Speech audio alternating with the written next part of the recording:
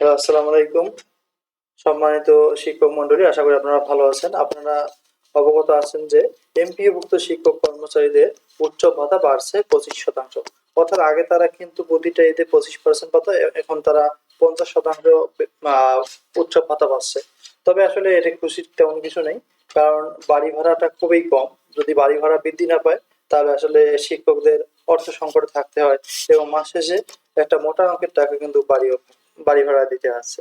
তাই আমরা আশাবাদী যে সামনের বাজেটে অবশ্যই বাড়ি ভাড়া কিছু অংশ হলেও বৃদ্ধি করা উচিত। বেসরকারি শিক্ষা প্রতিষ্ঠানের এমপিওভুক্ত শিক্ষক কর্মচারীদের ঈদ উৎসব ভাতা 25% বাড়ানোর ঘোষণা দিয়েছে সরকার। আগামী ঈদুল আজহা থেকে এই সিদ্ধান্ত কার্যকর হবে। শনিবার ফেসবুকে এক পোস্টে এ তথ্য জানান যুব ক্রীড়া ও স্থানীয় সরকার উপদেষ্টা আসিফ মাহমুদ সজীব ভুঁইয়া।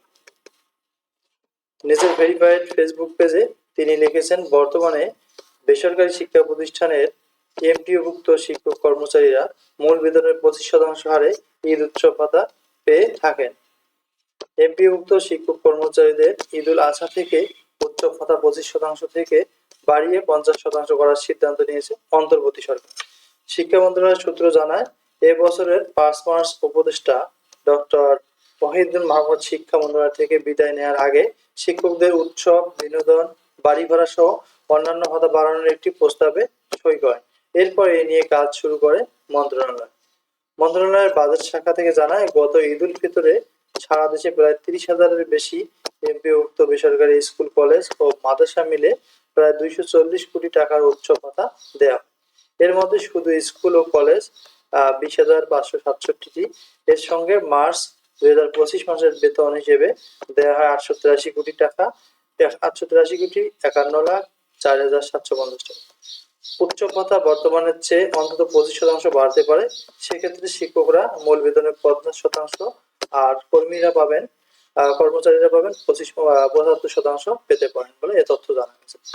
তো আসলে এটি তেমন, যেহেতু মাত্র বছরে দুটি উৎসব, দুটি ঈদ, এর থেকে আমাদের প্রয়োজন হচ্ছে বাড়ি ভাড়া বৃদ্ধি করা, চিকিৎসা ভাতা বৃদ্ধি করা। তাহলে প্রত্যেকটা শিক্ষক প্রতি মাসে কিছুটা হলেও বেতনের পাশাপাশি যে 2-3 হাজার টাকা বৃদ্ধি পাবে সেটা পেতে পারে। কিন্তু আসলে উৎসব ভাতা শুধু বৃদ্ধি করলেই হবে না, কারণ বর্তমান জিনিসপাতির দ্রব্যমূল্যের ঊর্ধ্বগতির কারণে যে টাকা এই এমপিওভুক্ত শিক্ষক কর্মচারীরা পেয়ে থাকেন, তা দিয়ে আসলে চলাটা খুবই অসম্ভব ব্যাপার। আশা করি বিষয়টি আহ আহ আমাদের বর্তমান সরকার দেখবেন এবং সে অনুযায়ী কাজ করবেন। সকলের জন্য শুভকামনা রইল। আসসালামু আলাইকুম।